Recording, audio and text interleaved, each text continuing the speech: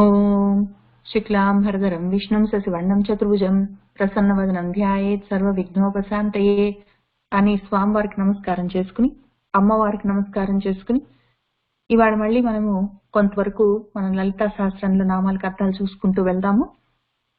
పోయిన వారము చిత్కళ, ఆనంద కళిక, ప్రేమ రూప, ప్రియంకరి, నామ పారాయణ ప్రీత, నంది విద్య, నటేశ్వరి అని చూసుకున్నాము. ఆ తల్లి చిత్ స్వరూపము, కళలుగా ఉన్నది, ఇన్ని రూపాలుగా కనిపిస్తూ ఉన్నది. ఆ తల్లి ఆనంద రూపంగా కూడా ఉన్నది. ఈ ఆనందం కూడా ఎన్ని రూపాలతోనో కనిపిస్తూ ఉన్నది. ఆనంద కళిక. ఈ సత్ పదార్థము చిత్తుగా చైతన్యవంతమై ఇన్ని కళలుగా, ఆనందపు కళలుగా కనిపిస్తూ ఉన్న తల్లి ప్రేమ రూప. ఆమె ప్రియాన్ని, ఆనందాన్ని కలిగించడం కోసమే ప్రయత్నం చేస్తూ ఉన్నది మనందరి కోసం అని చెప్పి, ఆమె నామ పారాయణ ప్రీత, నామాన్ని పట్టుకొని ఆ పరాన్ని చేరుకోవడం కోసం ప్రయత్నం చేస్తున్న వాళ్ళంటే ఆ తల్లికి ఇష్టము, ప్రీత.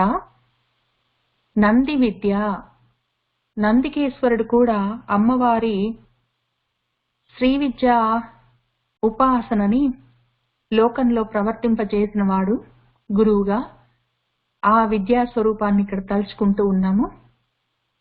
పైగా ఈ ఆనంద కళికగా ఉన్న తల్లి ఆనంద ఘనమైన స్వరూపము. ఆ స్వరూపాన్ని చేరడానికి ప్రయత్నం చేసి సాధిస్తే, ఆనందాన్ని సాధిస్తే ఆనంది అవుతాము. అటువంటి విద్య, బ్రహ్మ విద్య గురించి తెలుసుకుంటూ ఉన్నాము. ఆ తల్లి నటేశ్వరి. ఈ చిత్తుగా చైతన్యవంతమై నటనము కదులుతూ ఒక లయబద్ధమైన విన్యాసం చేస్తూ ఉన్నది ప్రకృతి. భూమి తన చుట్టూ తాను తిరగడం, సూర్యుడి చుట్టూ తిరగడం, తర్వాత చంద్రుడు భూమి చుట్టూ తిరుగుతూ ఉండడము, నక్షత్రాలు, గ్రహాలు ఏవి ఎక్కడ ఉండాలో, ఏ రకంగా తిరగాలో వాటి వాటి కక్షల్లో ఉండి లయబద్ధంగా తప్పకుండా, లయ తప్పకుండా, తాళం తప్పకుండా చేస్తున్న నాట్యమే ఈ ప్రపంచం మొత్తము. ఆ విధంగా చేయడానికి కారణము ఆ తల్లి అయి ఉన్నది. ఉపాదానము ఆమె అయి ఉన్నది కాబట్టి ఆమె నటేశ్వరి. చిత్కళ, ఆనంద కళిక, ప్రేమ రూప, ప్రియంకరి, నామపారాయణ ప్రీత, నంది విద్య, నటేశ్వరి. ఇప్పుడు ఈ నాట్యము ప్రకృతి అంతా జరుగుతూ ఉన్నది. కదలకుండా ఉన్న వస్తువుల్లో కూడా యాటమ్స్ అన్ని, అందులో ఉన్న ప్రోటాన్స్, ఎలక్ట్రాన్స్ కూడా నడుస్తూనే ఉంటాయి, కదులుతూనే ఉంటాయి, లయబద్ధంగా వాటి కక్షలో అవి తిరుగుతూనే ఉంటాయి, ఒక పద్ధతి ప్రకారం కలుస్తూ ఉంటాయి, విడిపోతూ ఉంటాయి. అదంతా జరుగుతూ ఉంటుంది కదా. ఆ జరుగుతూ ఉన్న విషయం అంతా మిథ్యా జగత్తుగా ఉంటుంది, కలుస్తూ ఉంటుంది, ఒక రూపాన్ని తీసుకుంటుంది, ఆ రూపం మారిపోతుంది, ఇంకో రూపంలోకి వస్తుంది, మళ్ళీ మారుతుంటుంది. ఈ మార్పులు చెందుతూ ఉండడము, ఏది ఎప్పుడు ఉందో తెలీదు, ఏ విధంగా మార్పు చెందిందో తెలీదు, ఏ విధంగా ఎప్పుడు కనిపిస్తుందో తెలీదు. ఆ మార్పులతో ఉన్నది మిథ్య, మనకట్లా కనిపిస్తూ ఉన్నది. అసలు ఉన్నది మాత్రం అధిష్టానం, వీటన్నిటికీ ఆధారమైనది. అధిష్టానం అంటే ఆధారం అని మనం చెప్పుకుంటూ వస్తూ ఉన్నాం. ఈ ఆధారమై ఉన్నది ఈ కదులుతూ మారుతూ ఉన్న జగత్తన్నిటికీ అది ఆధారమై ఉండి ధరించి పట్టుకొని ఉన్నది, కదలడానికి అవకాశం ఇస్తూ ఉన్నది, మార్పులు చెందడానికి కారణమై ఉన్నది. మిథ్యా జగత్ అధిష్టాన. ఒక చెట్టున్నది, దాంట్లో నుంచి సారము ఒక పండు అయింది. ఆ పండును తీసుకొని వచ్చి, ఏదో టమాటా పండు అనుకోండి, దాన్ని తీసుకొని వచ్చి వంట చేస్తే అది కూర అయింది. దాన్ని తింటే అది నాకు ఆహారమైంది. తిన్న ఆహారం పచనమై శక్తి అయింది. ఆ రకంగా మార్పులు చెందుతూ ఉంటుంది. ఒక నిమిషంలో ఉన్నది తర్వాత సమయంలో ఎట్లా ఉంటుందో తెలీదు. కానీ అది ఎక్కడికి పోదు. అదంతా అక్కడే ఉంటుంది. మార్పులు చెందుతూ ఉంటుంది. కానీ ఉంటుంది. మార్పులు చెందుతూ ఉన్నది మిథ్యా జగత్తు, కానీ ఉంటుంది అధిష్టానం. ఇంతే. ఈ విషయం అర్థం కావాలి. అది పట్టుకోగలగాలి. దీన్ని ఏ రకంగా ఆలోచించి అర్థం చేసుకోవచ్చు, నా జీవితంలో నేను ఎట్లా అన్వయం చేసుకోవచ్చు అనుకున్నప్పుడు నాకు ఒకటి అనిపిస్తుంది. ఇప్పుడు ఏదో నా దగ్గర నా చేతికి ఒక వాచ్ ఉండేది. నేను ఎటో వెళ్తుంటే ఆ వాచ్ పోయింది, జారిపోయిందో, నేనే ఎక్కడ పెట్టి మర్చిపోయానో, ఏం జరిగిందో తెలీదు. అయ్యో నా దగ్గర లేదే, అయ్యో నా దగ్గర లేదే, అయ్యో నా దగ్గర లేదే అనుకున్నంతసేపు నేను ఈ జగత్తును చూస్తున్నాను. కానీ నా దగ్గర ఈ సమయంలో నా దగ్గర లేనిది ఇదే సమయంలో ఇంకెక్కడైనా ఉంటుంది. ఇంతవరకు నేను పెట్టుకున్నది ఇప్పటి నుంచి ఇంకెవరైనా వాడుకుంటారు.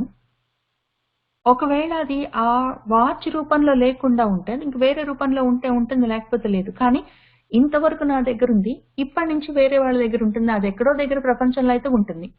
మొత్తం అయితే మాయం అయిపోయే అవకాశం లేదు. నేను ఇంతవరకు పెట్టుకున్నాను, నాకు అవకాశం ఉంది కాబట్టి. ఇప్పుడు పెట్టుకోవట్లేదు, ఇంకెవరికైనా అవకాశం ఉంది, వాడు పెట్టుకుంటాడు అని ఆలోచించగలిగితే ఈ మార్పులతో ఉన్న మిథ్యా జగత్తు తెలుస్తుంది. అసలు అధిష్టానంగా అది ఎప్పుడు ఉంటుంది మారకుండా అని అర్థమైతే చాలా మటుకు కోపాలు, బాధలు, ఏడుపులు, కోరికలు వెంటనే తగ్గిపోతాయి. అప్పుడు ఈ మిథ్యా జగత్తు సపరేట్ గా, అధిష్టానం సపరేట్ గా ఉండదు. అది ఉన్నది ఒకటే ఉంటుంది. అప్పుడు ఎక్కడైనా సరే ఆ వాచ్ ఇక్కడ కాకపోతే అక్కడ ఉంటుంది, ఎక్కడో దగ్గర ఉంటుంది. ప్రపంచంలో ఎవరి దగ్గర ఉంటుంది, లేకపోతే ఎవరి దగ్గర లేకపోతే ఎక్కడో దగ్గర మూలన పడి ఉంటుంది.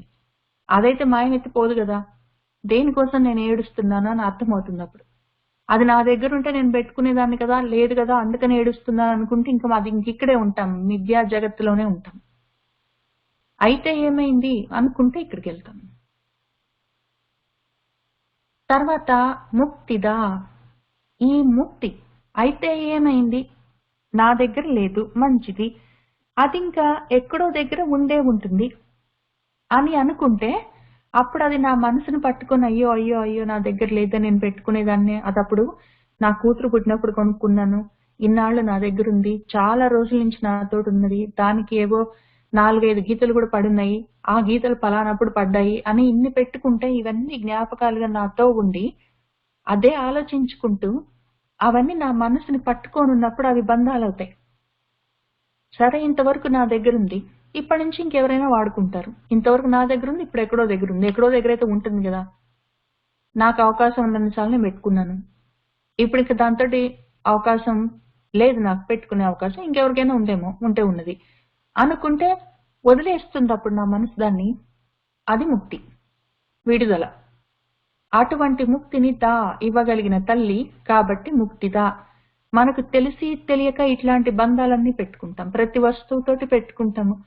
పని చేయకుండా ఉన్న ఏదో ఫోన్ ఛార్జర్ ఉంటుంది, ఆ ఫోన్ పనిచేయదు, దాని ఛార్జర్ పనిచేయదు, కానీ 2 ఇంట్లో ఉంటాయి. ఎందుకు ఉంటాయో తెలీదు, వాటిని పడేయడం తెలీదు, పడేయాలన్న ఆలోచన రాదు, ఎక్కడో ఉంటాయి. ఒకవేళ కనిపించకపోతే అయ్యో అయ్యో అని అప్పుడప్పుడు గుర్తొస్తుంది. ఇంకా అవన్నీ బంధాలు మనసులో ఊరికనే ఉంటాయి, మనసంతా క్లట్టర్ చేస్తుంటాయి. ఇంటి నిండా ఉంటాయి అట్లాంటి సామాన్లు, అవసరం లేనివన్నీ, గుర్తున్నవి గుర్తులేనివి. వాటికి కరస్పాండింగ్ గుర్తులు, ఆలోచనలు, జ్ఞాపకాలు, మెమరీస్ అన్ని మనసులో ఉంటాయి. ఇవన్నీ నిండి ఉంటాయి. అందులో నుంచి విడుదల మనము ప్రయత్నం మీద కోరుకోవాలి, ప్రయత్నం మీద చేసుకోవాలి, లేకపోతే ముక్తి ఉండదు. మనము బంధాలంటే ఏవో పెద్ద పెద్ద బంధాలు ఆలోచిస్తాము, కొడుకు కూతురు అమ్మ నాన్న ఫ్రెండ్స్ ఉద్యోగము ఇల్లు ఇట్లాంటి పెద్ద బంధాలు ఆలోచిస్తే చిన్న చిన్న బంధాలు కూడా ప్రతి దానితోటి ఒక బంధం పెట్టుకుంటాము. దానికి ఆ బంధం ఒక రకంగా ఉండదు, చాలా ఆలోచనలు జ్ఞాపకాలు పెట్టుకుంటాం. ప్రతి విషయానికి దాని చుట్టూ జ్ఞాపకాలు అల్లుకొని ఉంటాయి, ఏది పడేయబుద్ధి అవ్వదు. వాటి వల్ల ఏమవుతుందంటే ఆ వస్తువు ఉన్నా పోయినా అదే ఆలోచన ఉంటుంది. ఆ వస్తువు ఒకవేళ పని చెయ్యదు, పనికి రాదు, ఉపయోగానికి లేదు, అది ఎక్కడుందో కూడా తెలియదు. కానీ దాని గురించిన కరస్పాండింగ్ ఆలోచన మనసులో ఉంటుంది. ఆ రకంగా అక్కర్లేనివన్నీ మనసులో నిండి ఉంటాయి. అవి వదిలిపెట్టవు. వదలడమే ముక్తి. వదిలిపెట్టకుండా ఉంటే పాశం, బంధం. అటువంటి బంధాలు చూసుకొని ఒక్కొక్కటి అక్కర్లేనివన్నీ వదిలేస్తూ ఉంటే నెమ్మదిగా ముక్తి అలవాటవుతుంది. ముక్తి ఒక్కసారి రావచ్చు, నెమ్మదిగా రావచ్చు. మనం ప్రయత్నం మీద చెయ్యొచ్చు, లేదా దానికి అది రావచ్చు. మనకు రావట్లేదనుకోండి, అప్పుడు మనము దానికై అదొచ్చే అవకాశం అందరికీ రాదు. దానికి చాలా సాధన ఉండాలి. ఈ లోపల ప్రయత్నమైనా మొదలు పెట్టాలి. అటువంటి ముక్తిని ప్రయత్నం మీద చేసుకుంటే ఇవ్వడానికి ఆ తల్లి ఉన్నది. కాబట్టి ఆమె ముక్తిదా. ఆమె అట్లా ఎందుకు ఇవ్వగలదు అంటే ఆమె ముక్తి రూపిణి. ముక్కు అంటే విడుదల. ఆ రూపం ఆమెదై ఉన్నది. ఆమె దేనికి తగులుకోకుండా ఉంటుంది. తామరాకు మీద నీటి బొట్టులాగా ఆమె మొత్తము తామరాకు మీద నీటి బొట్టు ఉండాలి అంటే ఈ నీటి బొట్టు తామర ఆకు మీద ఉండాలి. ఆ ఆకు తూడును అంటుకొని ఉండాలి. ఆ తూడు బురదలో ఉండాలి. ఇటు బురద, ఆ పైన నీళ్లు, ఇవన్నీ ఉండగా ఈ మొత్తం బురదలోనే ఉండి కూడా ఆ తామరాకు అంటించుకోదు. తామరాకును కూడా ఈ నీటి బొట్టు అంటుకోకుండా ఉంటుంది. అంత దూరంగా ఉండగలగాలి. కలిసే ఉండి దూరంగా ఉండగలగాలి. అట్లా ఆమె ఉంటుంది. మొత్తము ప్రకృతి ఆమె అయి ఉన్నది. ప్రకృతి నిండా వ్యాపించున్నది. ప్రకృతిలోనే ఉన్నది. ప్రకృతి తోటే ఉన్నది. కానీ దానికి అంటుకోకుండా ఉంటుంది. అటువంటి రూపం ఆమెది, ముక్తి రూపం. కాబట్టి ఆమెను చూసి మనం నేర్చుకొని మన ప్రయత్నం చేసుకుంటే మనకు అటువంటి ముక్తి వస్తుంది. మనము పాడైపోయి చెడిపోయి పని చేయని ఏదో ఎప్పుడు పురాతన కాలపు ఫోన్ల ఛార్జర్లు కూడా మనం దాచిపెట్టుకుంటే ముక్తి గురించి తాపత్రయపడట్లేదని అర్థం. ముక్తి కోసం ప్రయత్నం చేసినప్పుడు ఏవేవి అవసరం లేదో చూస్తూ ఉండాలి, పడేస్తూ ఉండాలి. ఫిజికల్ గా భౌతికంగా వస్తువులు ఇంట్లో నుంచి పడేస్తూ వాటికి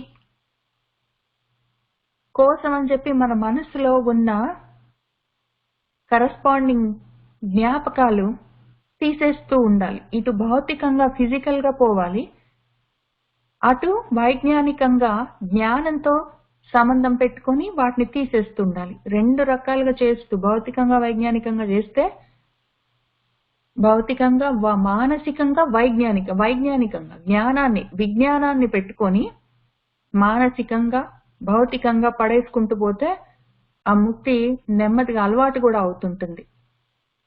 ఈ చిన్నవే పనికి మాలిన ఫోన్ బ్యాటరీలు, పాతది పనికిరాదు, వాడట్లేదు, అటువంటి ఫోన్ బ్యాటరీనే మనం పాడేయడానికి ఇష్టపడకపోతే ఇంత ప్రేమతోటి వాడుకుంటున్నాం శరీరాన్ని వదిలిపెట్టే అవకాశమే లేదు. ఆ ఆలోచనే రాదు. నాది నేను అని ఆ రెండు అట్లనే ఉంటాయి. మళ్ళీ ఇంక ఈ రెండు ఉన్నాక ముక్తి గురించి అసలు మాట్లాడొద్దు. ఇంకా మన వల్ల కాని విషయం అనుకోవాలి, ఇంకా దాని గురించి మాట్లాడొద్దు. ముక్తి, మోక్షము ఇవన్నీ దాటిపోవాలి. మళ్ళీ పుట్టుక లేని ప్రయత్నం నేను చేసుకుంటాను, ఇట్లాంటివన్నీ అనదలుచుకుంటే చిత్తశుద్ధితో అనాలి. లేకపోతే బ్యాటరీనే పాడైపోయిన చెడిపోయిన బ్యాటరీనే పడేయలేని దాన్ని నేను అవసరం వస్తే ఆ సమయం వస్తే నా శరీరాన్ని వదిలిపెట్టేంత ధైర్యం నాకు ఉండదు. ఇంకా ఆ మాట నేను మాట్లాడాను అనుకునే ఉండాలి. ఏదైనా ఒకటి ఉండాలి. ఆ తల్లి అట్లా చేయగలదు కాబట్టి అది ఇవ్వగలదు. ముక్తిదా ముక్తి రూపిణి. ఆ తల్లి లాస్య ప్రియ. ఇదంతా లాస్యంగా చేస్తుందామె. ఆమె నటనము చేస్తుంది, లాస్యము చేస్తుంది, నాట్యము చేస్తుంది, లాస్యము చేస్తుంది. నాట్యము ఫిజికల్ భౌతికం, లాస్యము భావాలతో కూడింది మానసికం. ఇటు మనసుతోటి ఆమె ముక్తి సాధించింది, అటు భౌతికంగా సాధించింది. కాబట్టి ఆమె నటేశ్వరి, లాస్యప్రియ. ఆ తల్లి లయకరి. ఆమె ఒక సిస్టమాటిక్ మెథాడికల్ ఫ్యాషన్ తోటి చేస్తుంది, ఒక లయబద్ధంగా చేస్తుంది. ఇటు నటనమైన ఇటు లాస్యమైన ఆమె లయబద్ధంగా చేస్తుంది. ఆమె ఏదో విధంగా ఎట్లా పడితే అట్లా చేయడం ఆమె పద్ధతే కాదు. కాబట్టి ఆమె లయకరి. ఇంకొక ముఖ్యమైన అర్థం ఏమి అంటే, ముందు ఈ ముక్తి సాధిస్తే ముందు మనసులో ఈ వస్తు విషయాలు, వస్తు విశేషాల గురించిన కరస్పాండింగ్ ఆలోచనలు, బయటేదో జరిగింది, బయటేదో ఉన్నది, బయట ఏదో అన్నది, బయట ఏదో తిన్నది, అట్లాంటివన్నిటికీ కరస్పాండింగ్ ఆలోచనలు మనసులో ఉంటాయి. ఏదో విన్నదానికి కరస్పాండింగ్ సౌండ్ బయట ఒకటి ఉంటుంది, బయట ఏదో తిన్నదానికి కరస్పాండింగ్ రుచి రిలేటెడ్ ఇన్ఫర్మేషన్ ఒకటి ఉంటుంది, బయట ఏదో చూసాము అంటే ఆ వస్తువుకు సంబంధించిన కరస్పాండింగ్ ఇమేజెస్ అన్ని ఉంటాయి మన మనసులో. అట్లాంటివన్నీ చాలా ఉంటాయి. అవన్నిటిని క్లీనప్ చేసుకుంటూ పోతే చిత్తం శుద్ధి అవుతుంది, క్లీన్ అవుతుంది మనసు. అట్లా శుద్ధి అయిన మనసు ఎప్పటికో ఒకప్పటికి లయం అవ్వాలి, అది కలిసి అణిగిపోవాలి. ఆ ఆలోచనలన్నీ ఒక్కొక్క ఆలోచన డ్రాప్ చేసుకుంటూ పోతే ఆ ఆలోచనలన్నీ డ్రాప్ అయిపోతాయి. అది లయము. ఈ లయము, మనసు లయం అవ్వడము, దాని తర్వాత ఇంకా ఉన్నది సాధించవలసింది. మొత్తం మోక్షం రావడానికి, మొత్తం ఆత్మ సాక్షాత్కారానికి ఇంకా కొద్ది స్టెప్స్ ఉన్నాయి. కానీ ముందు కనీసం ఇక్కడ ముక్తి అయితే స్టార్ట్ అవ్వాలి. అది ఇటు ఫిజికల్ గా భౌతికంగా అవ్వాలి, ఇటు మానసికంగా అవ్వాలి. ఆ రెండు జ్ఞానంతో చెయ్యాలి. అదొక పద్ధతి ప్రకారం చెయ్యాలి. చివరికి మనసు లయం చేయగలగాలి. ఆమె చేయగలదు. కాబట్టి ఆమె లయకరి. ఆమె లజ్జ. లజ్జ అంటే సిగ్గు. ఆమెకెందుకు సిగ్గు అంటే, ఆమెకి సిగ్గు ఉందో ఏమో అని అనిపించేటట్టు హ్రీంకార రూపంగా ఉంటుంది. ఆమె కనిపించకుండా ఉంటుంది. ఇవన్నీ చేస్తుంది ఆమె. నాట్యము చేస్తుంది. ఫిజికల్ గా గ్రహాలు తిరుగుతుంటాయి, భూమి తిరుగుతుంటుంది, మనము తిరుగుతుంటాం. మన కళ్ళకు కనిపించే ఎదురుగా ఉన్న వస్తువుల్లో ఆటమ్స్ లో న్యూట్రాన్స్, ఎలక్ట్రాన్స్, ప్రోటాన్స్ కూడా తిరుగుతూ ఉంటాయి. కానీ ఆమె కనిపించదు. వాటన్నిటిని తిప్పుతూ ఉంటుంది కానీ అందులో ఆమె కనిపించదు. నా శరీరం అనే జడ పదార్థాన్ని, అందులో ఉన్న మనసు అనే జడ పదార్థాన్ని కూడా నడిపిస్తుంటుంది కానీ కనిపించదు. ఎందుకు కనిపించదంటే ఆమెకి సిగ్గో ఏమో అనిపిస్తుంది. మనకి ఎందుకు ఆమె అట్లా దాక్కొని ఉంటుందో, కనిపించదేమో అనిపిస్తుంది అని ఒక అర్థం మనం చూసుకున్నా కూడా, ఇంకొక అర్థం ఏమి అంటే, ఈ మనసుని ఈ ముక్తికి అలవాటు చేయాలి. ముందు పని చేయట్లేదు బ్యాటరీ అనుకున్నప్పుడు ముందు దాన్ని పాడేసి ఇంకా ఆ విషయం గురించి ఆలోచించకుండా ఉండాలి. తర్వాత ఏదో పని చేస్తున్న వాచ్ కూడా పోయింది, కనిపించట్లేదు, పోతే పోయింది. వాళ్ళు నా దగ్గర ఇంతవరకు ఉండే సేపు, ఇప్పటి నుంచి ఇంకెవరి దగ్గర ఉంటుంది, పోనీ పర్వాలేదు, మంచిదే, శుభం అనుకోగలగాలి. ఏదో మన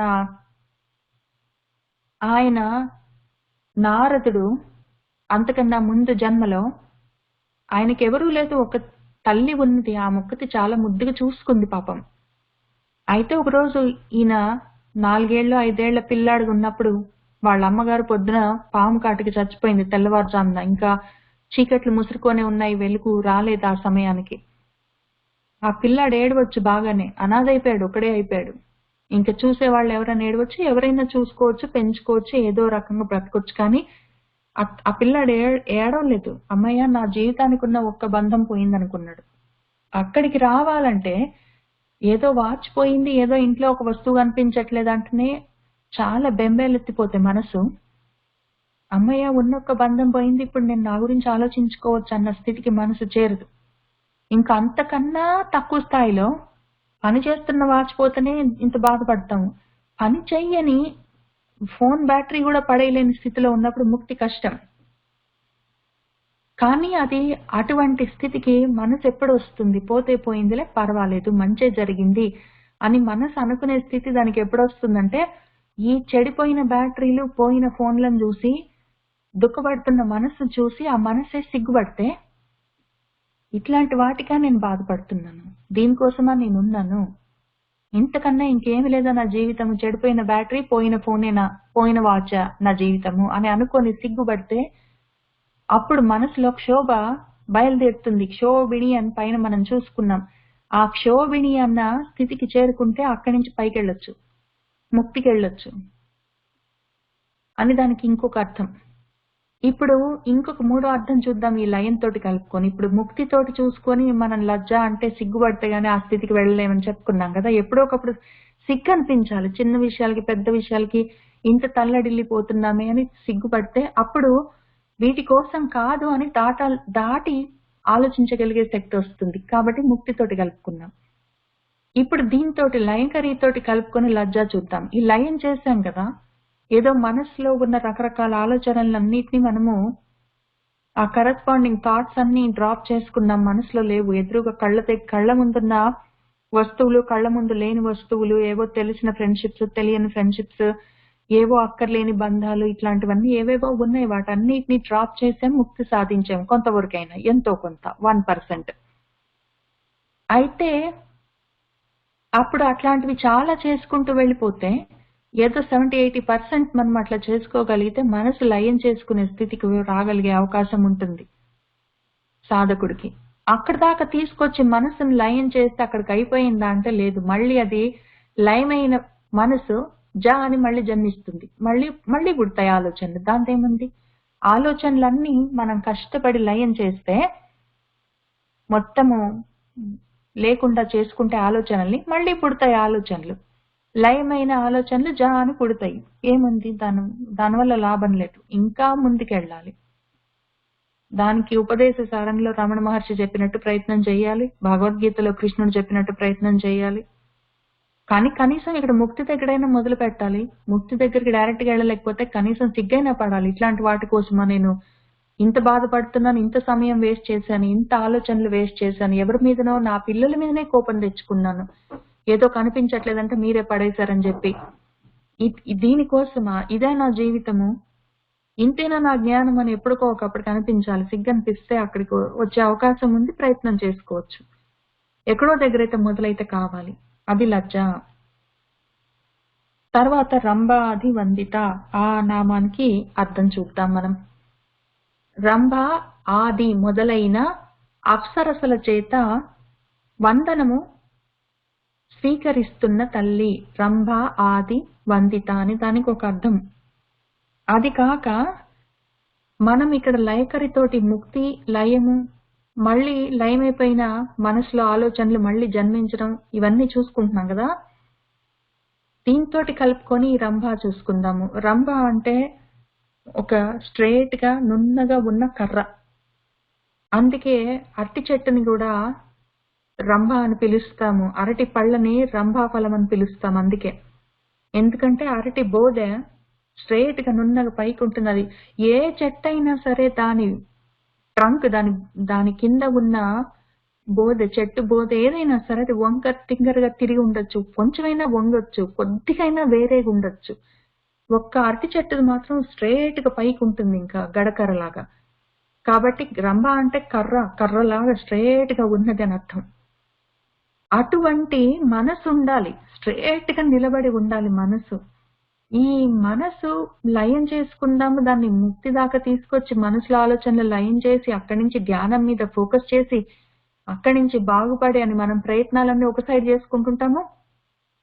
మనసు దానికి ఇష్టం వచ్చినట్టు అది ఏదో చిన్న గుబురు పొద పెరిగినట్టు, లేకపోతే పెద్ద మహావృక్షం ఊడలతో ఉన్న మర్రి చెట్టు పెరిగినట్టు అది పెరుగుతుంటది. మన చేతిలో అది ఉండకుండా దాన్ని ఇష్టం వచ్చినట్టు అది ఆడుతుంటే మనకు కష్టం అవుతుంది.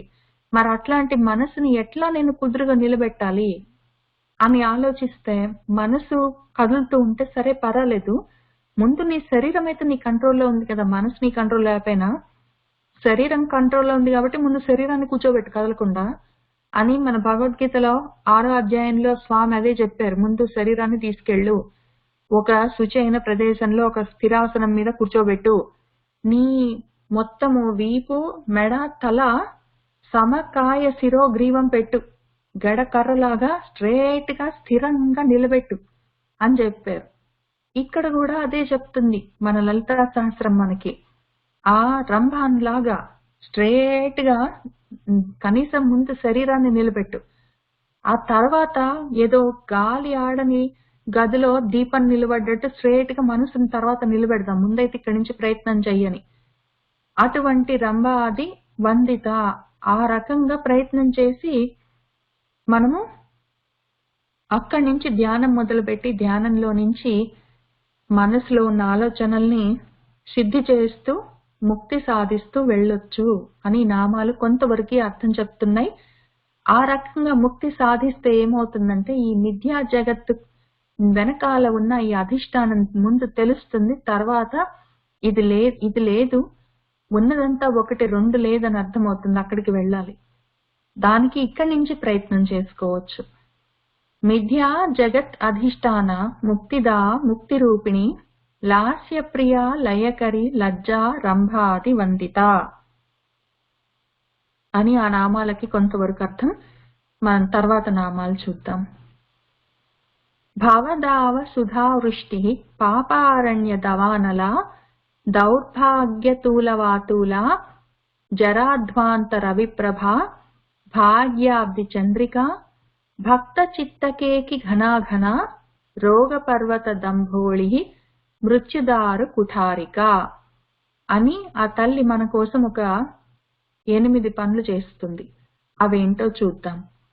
భవదావ సుధా వృష్టి, భవములు పుట్టుకలుంటే పెరగడాలు, మార్పులు చెందడాలు, పోవడాలు అవన్నీ ఉంటాయి. అటువంటి దావానలం ఉన్నది. ఈ పుట్టుకలనే భగభగ మండుతున్న ఒక దావా అగ్ని ఉన్నది. ఆ దావా అగ్ని మనం సొంత ప్రయత్నం చేసుకుంటే ఒకవైపు నుంచి మనము ఆ దావాగ్నిని, దావానలాన్ని, అడవులు తగలేస్తున్న అగ్నిని దావానలం అంటాము. అటువంటి పెద్ద అడవిలో బాగా అగ్ని పుట్టింది, అది మొత్తం కాలుస్తున్నదంటే దాన్ని ఆపాలి అంటే ఏదో ఒక చివరిన ఒక చెట్టుని, 2 చెట్లని, 3 చెట్లని వాటికున్న అగ్నిని ఆపితే మొత్తం అడవి తగులపడుతుంది. అది ఎక్కడ ఆగుతుంది? ఇన్ని జన్మల్లో, ఇన్ని భవములలో ఇంత తాపము, మనకు తాపత్రయాలున్నాయి. 3 రకాల తాపాలున్నాయి.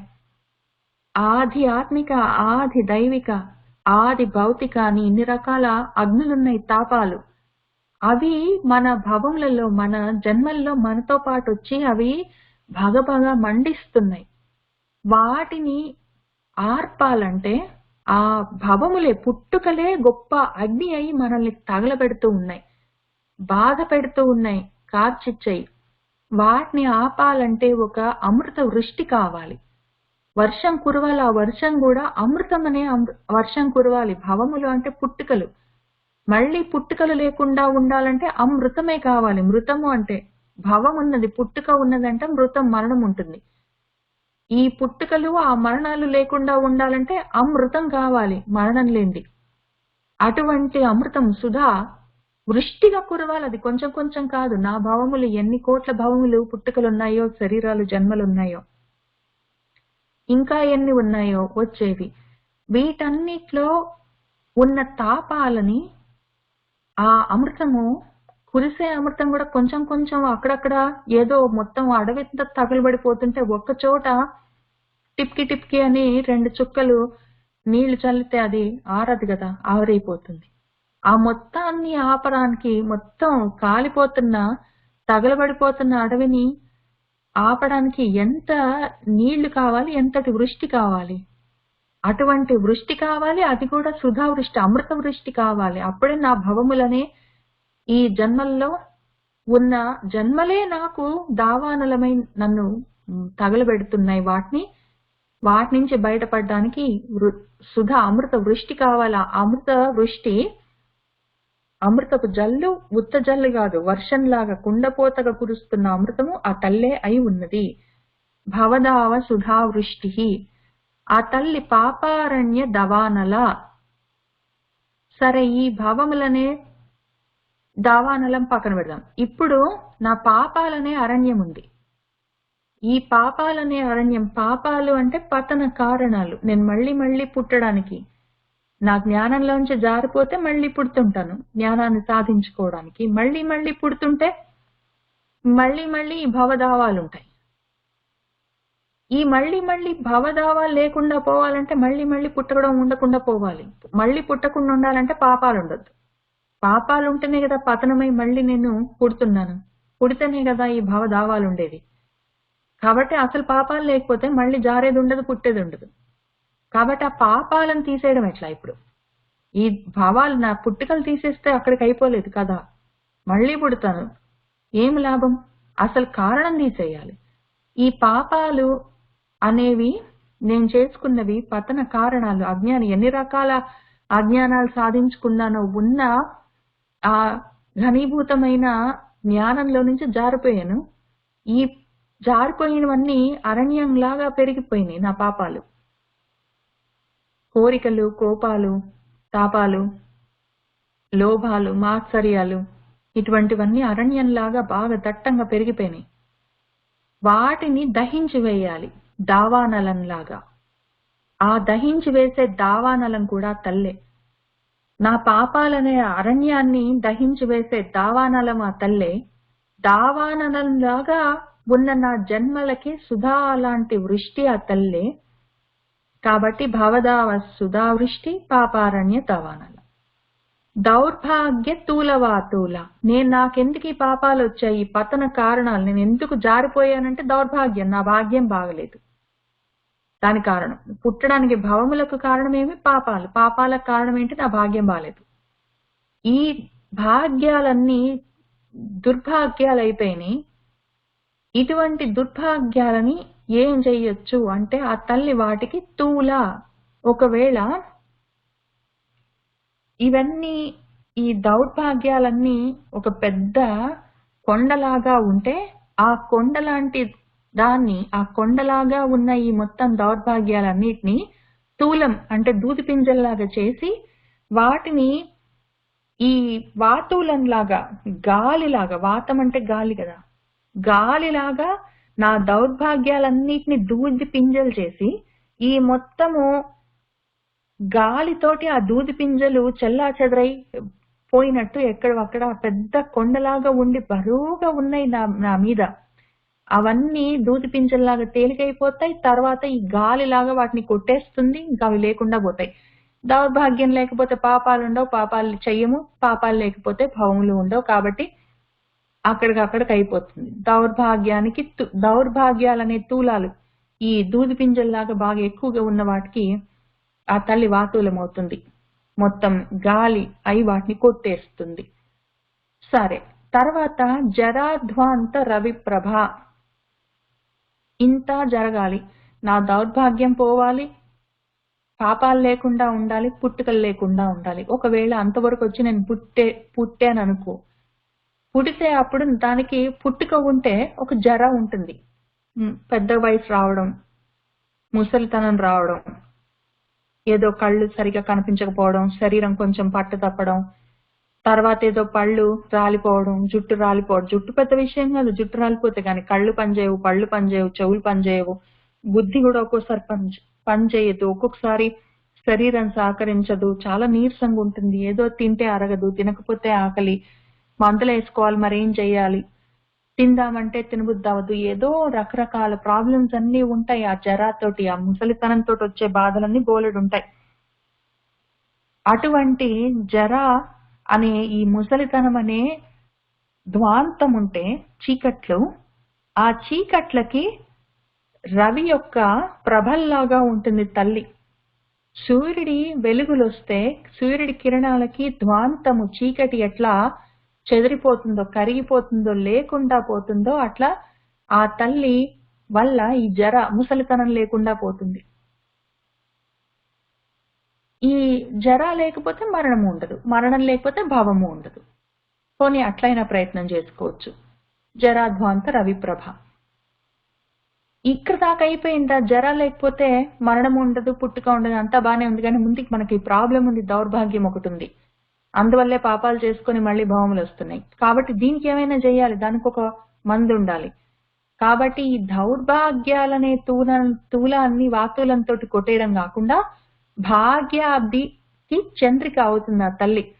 భాగ్యం, నా భాగ్యము అనే అబ్ది సముద్రం, నా భాగ్యం అనే సముద్రము పొంగడానికి, ఉప్పొంగి పైకి లేవాలి. ఎప్పుడు సముద్రం ఉప్పొంగేది ఎప్పుడు అంటే పౌర్ణమి నాటి వెన్నెలకు. పౌర్ణమి నాటి చంద్రుడు వచ్చాడంటే పౌర్ణమికి సముద్రం పొంగినట్టు నా భాగ్యం కూడా అంతంత మాత్రం అక్కడక్కడ ఉన్న కొంచెం కొంచెం భాగ్యం అంతా అబ్ది అయ్యి అది పొంగేటట్టు చేస్తుంది ఆ తల్లి. కాబట్టి భాగ్య అబ్ధి చంద్రిక, నా భాగ్యాలు సముద్రంలాగా పొంగి ఉప్పొంగుతున్నాయంటే నా దౌర్భాగ్యాలు ఆల్రెడీ అవి గాలి కొట్టుకొని పోయాయి. కొంచెం కొంచెం అరకొరగా ఉన్న భాగ్యాలన్నీ ఇప్పుడు బాగా ఎక్కువగా వృద్ధి చెంది ఉప్పొంగుతున్నాయి. అప్పుడు భాగ్యం పెరిగితే ఏమవుతుంది? పాపాలు తగ్గుతాయి, పుణ్యాలు పెరుగుతాయి. కాబట్టి నా భాగ్యం అనే అబ్ధికి ఆ తల్లి చంద్రిక. ఆ తల్లి ఇంకేమి అంటే భక్త చిత్త కేకి ఘనాఘన. ఇంకప్పుడు నాకు జర లేదు, ఈ భాగ్యం దౌర్భాగ్యం తగ్గింది, మొత్తం పోయింది, కొట్టేసుకొని పోయింది గాలికి, చక్కటి భాగ్యం పెరిగింది. అప్పుడేమవుతుంది? నా మనసు చిత్తము, భక్తుల యొక్క చిత్తము కేకి అంటే నెమలిలాగా నాట్యం చేస్తుంది. అప్పుడు ఆ నెమలి కూడా ఎప్పుడు పడితే అప్పుడు నాట్యం చేయదు. ఘనము, ఘనమైన ఘనము, ఘనమైన అంటే బాగా దట్టంగా నల్లగా ఉన్న, ఘనము అంటే మేఘం, ఏదో వర్షాకాలపు మేఘంలాగా బాగా ఘనంగా మేఘం కనిపిస్తే అప్పుడు ఆ వర్షాకాలపు మేఘం చూసి ఈ నెమలి ఎట్లా పురివిప్పి నాట్యం చేస్తుందో అట్లా నా మనసు నాట్యం చేస్తుంది. అట్లా నాట్యం చేసే నా మనసు అనే నెమలికి ఆ తల్లి వర్షాకాలపు మేఘంలాగా వస్తుంది. కాబట్టి భక్త చిత్త కేకి ఘనాఘన. ఆ తల్లి రోగ పర్వత దంభోళి. ఈ జరా ఉంటే ముసలితనం, సరే అదొక బాధ, అదొక ధ్వాంతం, చీకటి. దీంతో పాటు ఉత్త జరే కాదు, రోగాలుంటాయి. ఈ ముసలితనం వచ్చిందంటే దీంతో పాటు 1-2 కాదు, ఏదో చిన్నప్పుడు అంటే తట్టుకునే శక్తి ఎక్కువ ఉంటుంది. జరతో పాటు వచ్చే ప్రాబ్లం ఏంటి అంటే రోగాలు, ఈ డయాబెటీస్, బీపీ, కొలెస్ట్రాల్, మోకాళ్ళ నొప్పులు, ఇంకా దీంతో పాటు బ్లడ్ థిన్నర్స్ అవన్నీ వేసుకోవడం, ఏంటేంటో చేయడం, అవన్నీ అవసరం అయి ఉంటాయి. ఏదో కళ్ళు సరిగ్గా కనిపించవు, కళ్ళద్దాలు కావాలి, చెవులు సరిగా వినిపించవు, దానికి మళ్ళీ హియరింగ్ ఎయిడ్స్ కావాలి, పళ్ళు సరిగా అందరికీ ఎంత ప్రయత్నం చేసినా, ఎన్ని డబ్బులున్న వాళ్ళు కానీ, ఎంత గొప్ప పొజిషన్ లో ఉన్నా సరే, కొంత సమయం వచ్చిందంటే ఇంకా దానిలో నువ్వు తిన్నది ఇన్నాళ్ళు తిన్నావు, ఇంకా తగ్గించని చెప్పి పళ్ళు ఒక్కొక్కటి ఊడిపోవడం మొదలు పెడతాయి. దానికి ఇంకా చేసేదేం లేదు, కట్టుడు పళ్ళు పెట్టుకొని ఏదో నెట్టుకొని రావాలి జీవితం. ఇవన్నీ కాక మామూలుగా ఉండేవి, కళ్ళు కనిపించట్లేదు, చెవులు వినిపించట్లేదు, పళ్ళు ఊడిపోయినాయి అంటే అవి జనరల్ గా వచ్చే జరతోటి వచ్చే ప్రాబ్లం. దాంతో పాటు ఈ రోగాలు, ఏదో డయాబెటీస్, బీపీలు, మోకాళ్ళ నొప్పులు, ఇవన్నీ వీటితో పాటు వయసుతో సంబంధం లేకుండా వచ్చే అన్ని రకాల రోగాలు, శారీరకమైనవి. ఇవి కాక మానసిక రోగాలు, ఏవో దుఃఖాలు, ఏవో బాధలు, లేకపోతే నిజంగా కూడా మెడికల్ ప్రాబ్లమ్స్, మన అల్జైమర్స్ లాంటివి. 1-2 కాదు, ఎన్నిటితోటి మనం అవస్థ పడుతుంటాము. ఎందుకు ఉంటాయి? కొన్ని అయితే పోనీ భోజనాన్ని సరైన తిండితోటి, సరైన సమయాల్లో తినడం, సరైన నిద్ర, అటువంటివి ఆహార నియమాలు, నిద్ర ఏ సమయంలో పోవాలి, ఎప్పుడు లేవాలి, ఏమి తినాలి, ఎక్కడ తినాలి, ఎంత తినాలి, ఏంటి, అవన్నీ చూసుకొని మనము మన భగవద్గీతలో 6వ అధ్యాయంలో చెప్పినట్టే ఆయన మితాహారము, తర్వాత మితంగా పడుకొని లేవడము, తర్వాత మితంగా బయట తిరగడం, అటువంటివి ఏవైనా సరే చూసుకొని చేయండి అని చెప్పాడు. అట్లాంటివి ఎన్ని చేసినా కూడా వచ్చే రోగాలు కూడా కొన్ని ఉంటాయి, అసలేం చేయకపోతే వచ్చేవి కూడా కొన్ని ఉంటాయి. ఇవన్నీ తప్పనిసరిగా ఉంటాయి. భవం ఉన్నది, పుట్టుక ఉన్నది, శరీరం తీసుకున్నామంటే ఈ జరా తప్పదు, ఈ రోగాలు తప్పవు. ఎంత ప్రయత్నం చేసినా సరే, ఎంత జాగ్రత్తగా ఉన్నా, ఎంత మంత్రి సత్యనారాయణ రాజు గారు చెప్పినట్టు మనం బ్రతికినా కూడా ఏవో ఒక రోగాలు వస్తాయి. అవన్నీ 1-2 కాదు, పర్వతాల్లాగా ఉంటాయి తట్టుకోలేకుండా. వాటన్నిటికీ ఆ తల్లి దంబోళి, వజ్రాయుధం లాగా ఉంటుంది. ఏదో పర్వతాలు, ఇంతకుముందు పాత కాలంలో పర్వతాలకి రెక్కలు కూడా ఉండేవిట. అవి ఆ రెక్కలు వేసుకొని ఎక్కడ పడితే అక్కడ ఎగరడం, వాటి ఇష్టం వచ్చినప్పుడల్లా ఎక్కడో దగ్గర తప్పమని కింద దిగడం. మామూలుగా మనుషులో ఏవో జంతువులో పిట్టలు పైనుంచి ఎగురుతూ ఎగురుతూ వచ్చి ఏదైనా ఒక చెట్టు మీద, కొమ్మ మీద, కొండ మీద ఆగిందంటే పర్వాలేదు, పిట్ట ఆగితే. ఈ పర్వతమే ఎగురుకుంటూ వచ్చి ఎక్కడ పడితే అక్కడ ఆగిందంటే దాని కింద ఉన్న వాళ్ళందరూ, మొత్తం మనుషులు, జంతువులు, కొండలు, చెట్లు అన్ని పోతాయి, నుగ్గునుగ్గై. ఆ రకంగా అవి ఇష్టం వచ్చినట్టు ఎగురుతుంటాయి. ఆ పర్వతాల్ని ఇంద్రుడు ఆయన వజ్రాయుధంతో అన్ని పర్వతాల యొక్క రెక్కలన్నీ ఆయన కోసేశాడు. ఏదో ఒక్కటి మిగిలింది, అది పోయి ఆ సముద్రంలో దాక్కుంది. ఆ తర్వాత ఆంజనేయ స్వామి కోసం అని చెప్పి పైకొచ్చి ఏదో ప్రయత్నం చేసింది. కానీ ఆ తర్వాత ఆయన అక్కడ అంతకన్నా అది పోయి దాక్కుంటే వాళ్ళ నాన్న, ఆంజనేయ స్వామి వాళ్ళ నాన్న వాయుదేవుడు తీసుకెళ్లి అక్కడ దాచి పెడతాడు ఆ సముద్రంలో. తర్వాత అక్కడ కింది నుంచి పాతాళ లోకంలో నుంచి ఏవి యాంటై శక్తులన్నీ బయటికి రాకుండా, పైకి రాకుండా భూమి మీదకి అక్కడ ఆపేశారు. ఆ బిళం ఒకటి ఉంది ఎంట్రీ. అక్కడ కింద పాతాళం నుంచి భూలోకానికి ఒకటి ఎంట్రీ పాయింట్ ఉంది. దాని మీద ఇక్కడ ఆయన ఉన్నాడు వాళ్ళని పైకి రానియకుండా.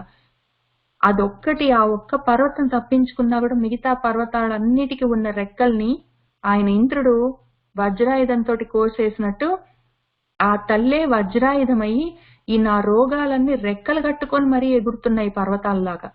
ఎప్పుడు పడితే అప్పుడు వచ్చి పడిపోతాయి నా మీద. ఎక్కడ పడితే అక్కడ. తింటున్నా, తిరుగుతున్నా, పడుకున్నా కూడా నా ఇంట్లో నేను తిని నా మంచంలో నేను పడుకుంటే కూడా ఈ పర్వతంలాగా రెక్కలు కట్టుకొని వచ్చి నా మీద వచ్చి పడిపోతే నేను ఎక్కడ బతుకుంటాను, ఎక్కడ తట్టుకోగలను? అటువంటి పర్వతాల్లాగా ఎగురుతూ వచ్చి మీద పడిపోతున్న రోగాలన్నిటికీ ఆ తల్లి వజ్రాయుధంలాగా అయ్యి వాటిని నరికేస్తుంది. ముందు వాటి రెక్కలు నరికేస్తుంది, తర్వాత అవి లేకుండా చేస్తుంది. కాబట్టి రోగ పర్వత దంభోళి, ఆ తల్లి మృత్యుదారు కుఠారిక. ఈ మృత్యువులు అంటే చనిపోవడాలు, అవి దారుల్లాగా పెద్ద పెద్ద చెట్లలాగా మొదళ్ళేసుకొని బయలుదేరి పెద్దగా పెరిగితే దారువులు చెట్లు, ఆ చెట్లు ఆ మృత్యువనే చెట్లని ఆ తల్లి కుఠారిక గొడ్డలయ్యి వాటిని కోసేస్తుంది, గొడ్డలి పెట్టయితుంది వాటికి. కాబట్టి ఆ తల్లి భవములు శరీరం తీసుకొని వస్తే జర, ముసలితనం తప్పనిసరి. ఈ జరతో పాటు ఏవో రకంగా రోగాలన్నీ తగులుకుంటాయి. ఈ రోగాలు, ఈ జరతోటి ఏదో విధంగా మృత్యువాత పడతాం. పోనీ చచ్చిపోయాం అయిపోయిందంటే మళ్ళీ భవము. ఈ భవం దగ్గర నుంచి మృత్యువు, మృత్యువు నుంచి భవము, భవం నుంచి మృత్యువు, ఇంక ఇదే రకంగా నడుస్తుంటుంది జీవితం. ఇందులో పోనీ భవం ఉన్నది, తర్వాత ఏదో జర ఉన్నది, రోగం ఉన్నది, మృత్యు ఉందా అంటే మధ్యలో ఈ దౌర్భాగ్యాలు, పాపాలు ఉన్నాయి. ఈ పాపాలు, దౌర్భాగ్యాలని కూడా తీసేస్తూ, ఆ జరని, భవాన్ని, మృత్యువుని తీసేస్తూ, రోగాలను తీసేస్తూ, మనకి భాగ్యాబ్ది చంద్రిక, భక్త చిత్త కేకి ఘనాఘన అవుతుంది తల్లి. మనకున్న 6 ప్రాబ్లమ్స్ కి సొల్యూషన్ ఆమె. మనకున్న 6 జబ్బులకి ఆ తల్లే మందు, ఆ తల్లే వైద్యుడు. పైగా మనము బాగుపడ్డానికి ఆ తల్లి చంద్రిక, చల్లని వెన్నెల, చల్లని సుధావృష్టి కురిపించే నల్లటి కారు మబ్బు. భవదావ సుధావృష్టి పాపారణ్య దవానల, దౌర్భాగ్యతూల వాతూల, జరాధ్వాంతర విప్రభ, భాగ్యాబ్ధి చంద్రిక, భక్త చిత్త కేకి ఘనాఘన, రోగ పర్వత దంభోళి, మృత్యుదారు కుఠారిక అని చెప్పుకొని మళ్ళీ మనము 145వ శ్లోకం నుంచి చూసుకుంటూ ముందుకు వెళ్దాము. మహేశ్వరి, మహాకాళి, మహాగ్రాస, మహాసన, అపర్ణ, చండిక, చండముండాసుర నిషూదిని. ఆ తల్లి మహేశ్వరి. ఇంతకుముందు మాహేశ్వరి అని వచ్చింది మనకు ఒక నామం. మాహేశ్వరి అంటే మహేశ్వరుడి యొక్క శక్తి మాహేశ్వరి. ఇక్కడ ఆ తల్లే మహేశ్వరి, మహా ఈశ్వరి. అన్ని రకములైన మహత్తులు ఉన్నాయి ఆ తల్లికి. ఇక్కడ మనం చెప్పుకున్నవన్నీ ఆ తల్లికి ఉన్నాయి. ఆ తల్లి సుధా, అమృతపు వృష్టి ఆ తల్లే, దావానలము ఆ తల్లే, రవి ప్రభలు ఆ తల్లే, వాతూలము ఆ తల్లే, చంద్రికలు, ఘనాఘనము, దంభోళి, కుఠారిక, అది ఇది అనలేదు. అన్ని మహత్తులు ఆ తల్లికి ఉన్నాయి. వాటన్నిటికీ ఈశ్వరి అయి ఉన్నది. ఆ ఐశ్వర్యంతో, ఐశ్వర్యానికి సంబంధించింది ఈశ్వరత్వం. ఈ ఐశ్వర్యాల రాశి ఒక సమూహము ఈశ్వరి. ఆ తల్లి మహా ఈశ్వరి. ఇటువంటివన్నీ ఆ తల్లి దగ్గర చాలా ఉన్నాయి. ఆమె వాటిని వాడగలదు. వాడేందుకు కావలసిన జ్ఞానం ఉన్నది. ఆ జ్ఞానం ఆమె అయి ఉన్నది. ఆ తల్లి మహాకాళి. ఆమె మహాకాల స్వరూపం కూడా అయి ఉన్నది. ఆ తల్లి మహాగ్రాస. ఈ తల్లి మహా ఈశ్వరి. అన్ని ఆ తల్లివే అయి ఉన్నాయి. ఆమె అయి ఉంది. ఆమె కావాలంటే 2 పనులు చేయగలదు. కాల స్వరూపంగా ఉన్నది. ఆ కాలం వస్తే ఆమె గ్రాస మింగేస్తుంది. లయం కూడా చేస్తుంది. ప్రళయం, మహాప్రళయం కూడా చేస్తుంది. ఆ మహాప్రళయానికి సాక్షి కూడా ఆమెనే అయి ఉంటుంది. గ్రాసం అంటే మింగేయడం. లేదా ఆ తల్లి మహా అసన. అసనము అంటే భోజనం. ఆమె ఆకలి అంతా ఇంత కాదు. ఆమె ఎంతైనా మొత్తం బ్రహ్మాండాలన్నీ లోపలికి తీసేసుకోగలదు. మళ్ళీ అందులోంచి బయటికి తేగలదు, అది వేరే విషయం. కానీ ఆమెకున్నంత ఆకలి దానికోసమని ఎంతైనా మింగేస్తుంది. ప్రతి దానికి ఒక సమయం వస్తుంది. ఆ సమయం ఆ తల్లి అయి ఉన్నది. ఎంతటి వాడైనా ఆ సమయం కాలం, ఆ తల్లి కాలమై వస్తే, కాళిగా వస్తే ఆ సమయం వచ్చినప్పుడు వెళ్ళిపోవలసిందే. ఎంత వాడైనా సరే, ఎంత తలకిందులు తపస్సు చేసినా సరే. ఈ అసనము ఒక్క రకం అసనం కాదు. ఆమెకి చాలా ఆకలి, మహా అసన, మహా ఆకలితో ఉన్నది. కాబట్టి అన్నీ మింగేస్తుంది, లయం చేస్తుంది, ప్రళయం చేస్తుందని చెప్పుకోవచ్చు. అంత దూరం కూడా వెళ్ళక్కర్లేదు. మనమే చూస్తాము. మన ఆకలి చూడండి. ఆ తల్లి మన లోపల ఉండి అన్నం పచనం చేస్తున్న సమయంలో, అదే సమయంలో నేను తింటున్న సమయంలో, నా ఇంట్లో నేను కూర్చొని నేను అన్నం తింటున్న సమయంలోనే ఈ భూమి మీద ఎన్ని కోట్ల మంది అదే సమయానికి అన్నం తింటూ ఉంటారు. నేను తినే కన్నా ముందు 1 గంట ముందు, అంతకన్నా 1 గంట ముందు, ఆ తర్వాత 1 గంటకి, ఇంకా రౌండ్ ద క్లాక్ 24/7 ఎవరో ఎన్నో కోట్ల మంది అన్నం తింటూనే ఉంటారు. ఆ తింటున్న అన్నం అంతా అరిగిస్తూ ఉండాలి. ఆమెకి ఎంత ఆకలి ఉండాలి. ఒకళ్ళు ఇద్దరు తినట్లేదు అక్కడ. నేను ఈ సమయానికి ఇంతమంది తింటేనే నేను అరిగిస్తాను. మిగిలిన వాళ్ళందరూ క్యూలో ఉండాలి అని చెప్తే అందరం ఏమైపోతాము? ఆమె ఎవరు లోపల ఎంత పడేస్తున్నా, ఎప్పుడు పడేస్తున్నా సరే, ఆమె అదే పనిగా అరిగిస్తుంటుందంటే ఆమెకి ఎంత ఆకలి ఉండాలి తల్లికి. పైగా ఇంకో రకంగా చూద్దాం. ఆమెకంత ఆకలి ఉన్నది అంటే ఉండాలి మరి. ఏదో నా పిడికెడు పొట్టకి నాకు ఒక టైంకి ఇంత అన్నం తినాలి అన్న ఆకలి కొంచెం ఉండిండొచ్చు. అదే సమయానికి ఇంతమందికి ఆకలి పుట్టాలి. మహా ఆకలి మనందరికీ కొంచెం కొంచెం ఆకలిగా ఉండిండొచ్చు. మనందరికున్న కొంచెం కొంచెం ఆకలి అంతా ఒక చోట పెడితే అది ఎంత ఆకలి అయి ఉండాలి. ఒక్కొక్కళ్ళకి ఆకలేసింది, చాలా మందికి ఆకలి కాలేదు. అందరు లైన్‌లో నిలబడాలి ఆకలైనప్పుడు తిందామంటే ఏమైపోతుంది ప్రపంచం అంతా. అందరికీ ఎవరి సమయానికి వాళ్ళకి ఆకలేస్తూనే ఉండాలి. ఇంతమందికి ఈ ఆకలి సెపరేట్‌గా ఉన్న ఆకలంతా ఒక చోట పెడితే అది ఎంత ఆకలై ఉండాలి. కాబట్టి ఆమె మహా ఆకలితోటి ఉంటుంది. ఆమె ఆకలే కదా మనందరిది. ఇన్ని రూపాలతోటి ఆమె ఆకలిని అనుభవిస్తుంది. దానికి అన్నాన్ని లోపల కడుపులో వేసిన అన్నాన్ని ఆమె పచనం చేస్తుంది, అరిగిస్తుంది. కాబట్టి అంత మహా ఆసనం ఉండాలి. ఆ రకంగా మహాగ్రాసం మింగగలగాలి ఇన్ని రూపాల్లో. కాబట్టి ఆ పని చేయవలసే వస్తుంది. ఎందుకు అంటే ఆమె ఈశ్వరి. అన్ని ఐశ్వర్యాలు ఒక చోట పెడితే ఈశ్వరత్వం అని చెప్పుకున్నాం కదా.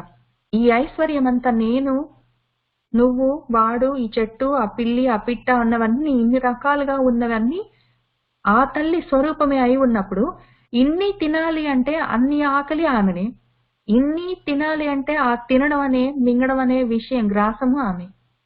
కాబట్టి ఆమె మహాగ్రాస, మహా అసన. ఉత్తగా ప్రళయం సమయం ఒకటే చెప్పుకుంటే ఎట్లా? ప్రళయంతో సంబంధం లేదు. సృష్టి సమయంలో కూడా ఆకలి ఉంటూనే ఉంటుంది. సృష్టి సమయంలో తినడం ఉంటూనే ఉంటుంది తప్పనిసరి. ఆ సృష్టి సమయంలో కూడా ఆ కాలం వచ్చినప్పుడు ప్రళయము, మహాగ్రాసం, మహా అసనం సరే.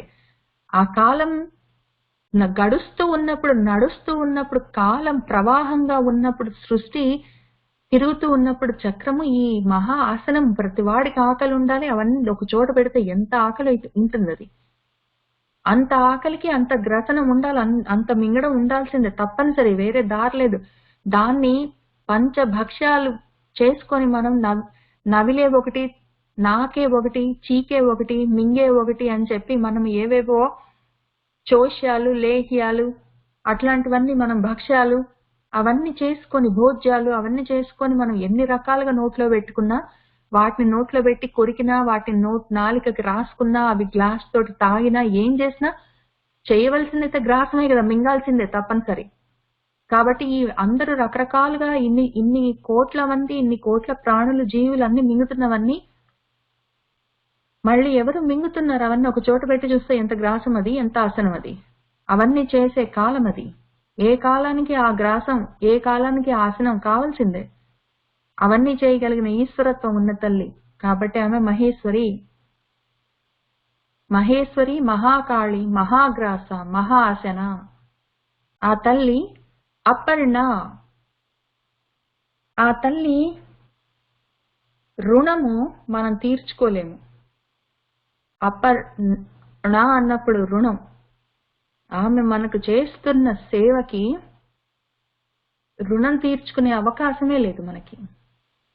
వేరే దారి లేక నమస్కారం చేస్తాం, ఇంకా అదొక్కటే, అంతకన్నా ఎక్కువ ఏం చేస్తాం? ఏదో ఆంజనేయ స్వామిని, నువ్వు నాకు చేసిన సేవకి నేను నీకేమీ ఇవ్వలేను ఆంజనేయ అని చెప్పి, హనుమ అని రామచంద్రమూర్తి ఆయన్ని ఆలింగనం చేసుకున్నాడు. మనము అమ్మా, నువ్వు నాకు చేస్తున్న సేవకి నేను నీకు ఇంత రుణపడి ఉన్నాను, నేను నీకేమీ చెయ్యలేను, నిన్ను ఆలింగనం చేసుకుంటాను అని చెప్పడానికి ఆ తల్లి ఎదురుగా కూడా లేదు.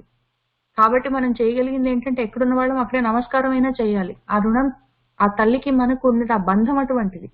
రుణం తీర్చుకోవడానికి అవకాశం లేని బంధం ఆమెతోటి మనకు. కాబట్టి ఆమెకు మనకు ఉన్న బంధం ఏమి అంటే అపర్ణ, తీర్చరాని బంధం అది, తీర్చలేని రుణం ఆమెకు మనకు ఉన్నది. కాబట్టి అపర్ణ.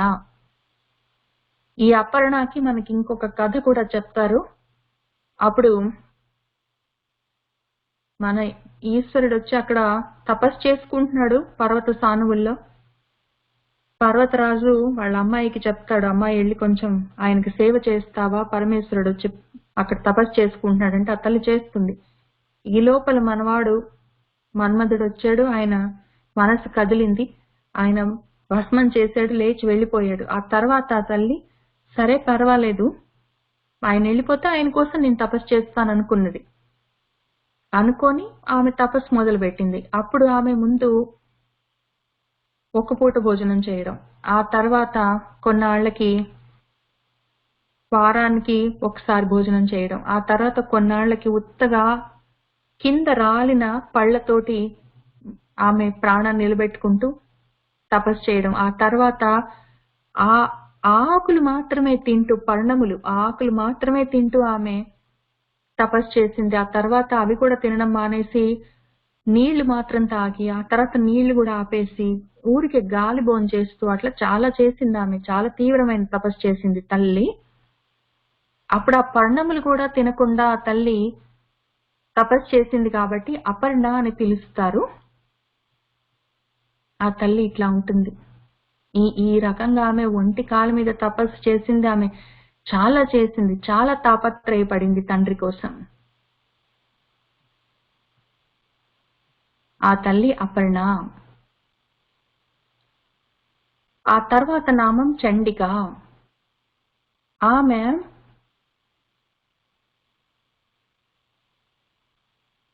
ప్రచండమైన కిరణాలతోటి ఆ సృష్టిని నడిపిస్తుంది. అంతటి ప్రచండమైన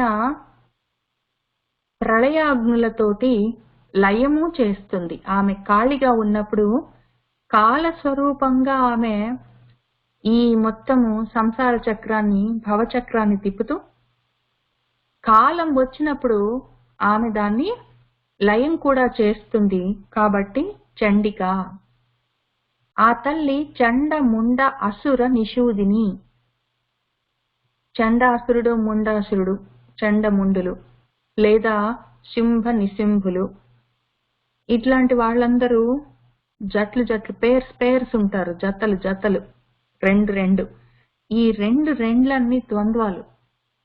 ఇవన్నీ ఆశ్రయ లక్షణంతో ఉన్న ద్వంద్వాలు. ఏదో చలి వేడి. ఆశ్రీ లక్షణాలను ఎందుకంటే అవి దుఃఖాన్ని కలిగిస్తాయి, సుఖాన్ని కలిగిస్తాయి, దుఃఖాన్ని కలిగిస్తాయి, సైక్లికల్ గా నడుస్తుంటాయి. ఈ సుఖాలు దుఃఖాలు, ఏదో పాపాలు పుణ్యాలు, లేకపోతే పగలు రాత్రి, వెలుగు నీడ, చీకటి పగలు, ఏదో ఒకటి జరుగుతూ ఉంటాయి ద్వంద్వాలన్నీ.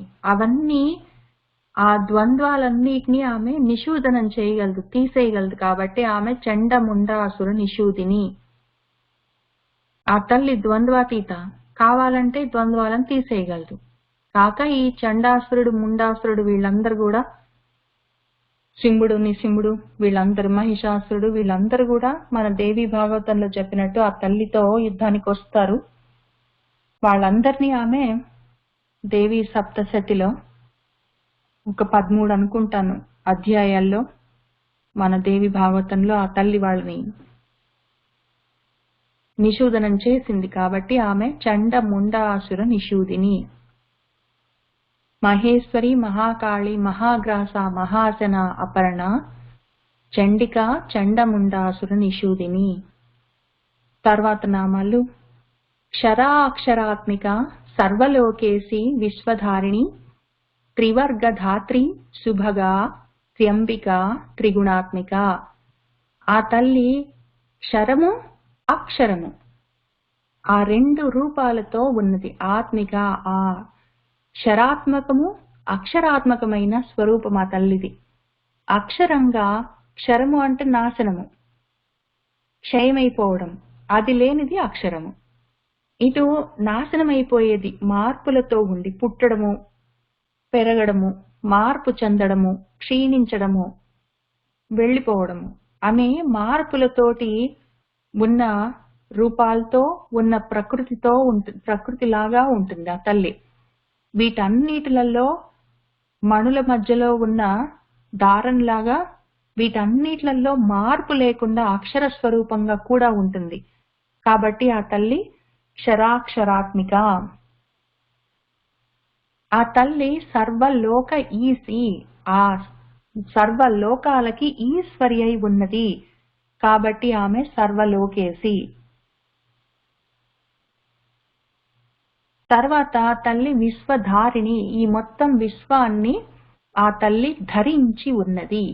కాబట్టి విశ్వధారిణి. ఆ తల్లి ఆధారమై ఉన్నది కాబట్టి ధారిణి. లోకము అంటే ఆలోకనం చేయగలిగింది. కళ్ళతోటి ఏది కనిపించినా అది లోకం.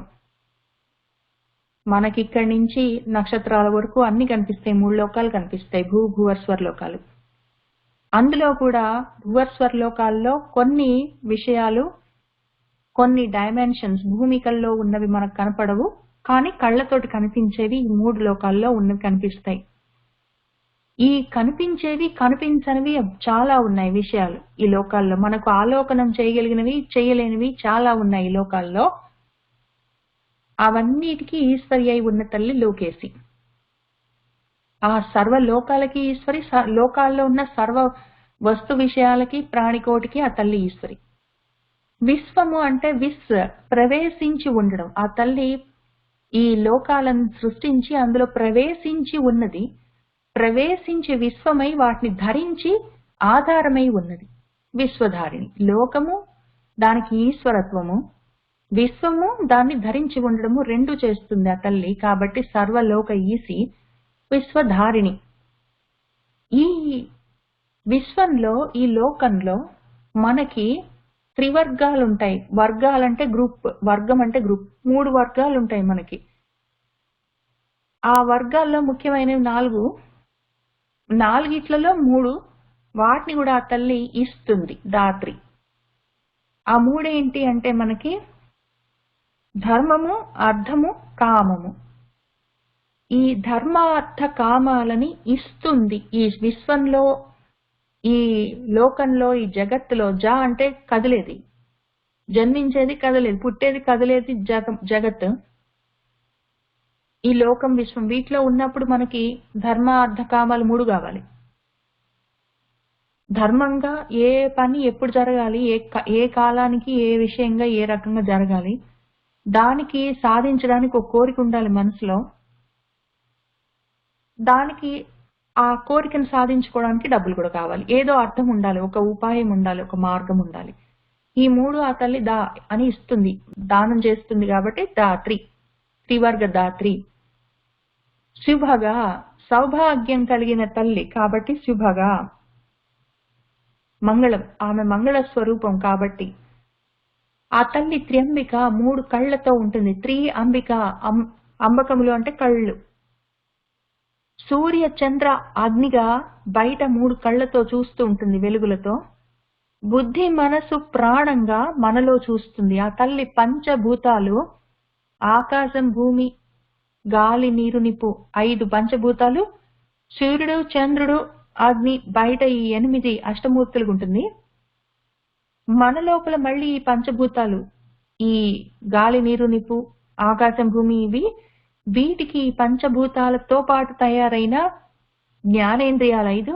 ఆ జ్ఞానేంద్రియాలని నడిపించడానికి వెనక తన్మాత్రలు, ఇవన్నీ వీటితో పాటు మన ప్రాణాలు, పంచప్రాణాలు. ఇవన్నీ వీటితో పాటు ఆ తల్లి బుద్ధి మనసు ప్రాణంగా ఉంటుంది కాబట్టి ఆ తల్లి అంబిక. వీటన్నిటితోటి చూస్తూ ఉంటుంది, నడిపిస్తూ ఉంటుంది. ఆమె అంబికం అన్నప్పుడు ఇంతకుముందు మనము అంబకములు అంటే కళ్ళు, అంబిక అంటే పడుకొని ఉంటామని కూడా చెప్పాం కదా. ఆ నిద్రావస్థలో ఉంటుంది కూడా. ఈ మనసు బుద్ధి ప్రాణంగా కదులుతూ ఉన్నట్టు కనిపిస్తుంది. ఆ వెనకాల ఉన్న మహాశక్తి పరాశక్తి కదలకుండా ఉంటుంది. దాన్ని ఎట్లా లేపాలి, ఎట్లా ఉద్దీపనం చేయాలని కూడా ప్రయత్నాలు చేస్తుంటారు మన వాళ్ళు ఎన్నో మార్గాల్లో, యోగ మార్గాల్లో. ఆ తల్లి త్రిగుణాత్మిక.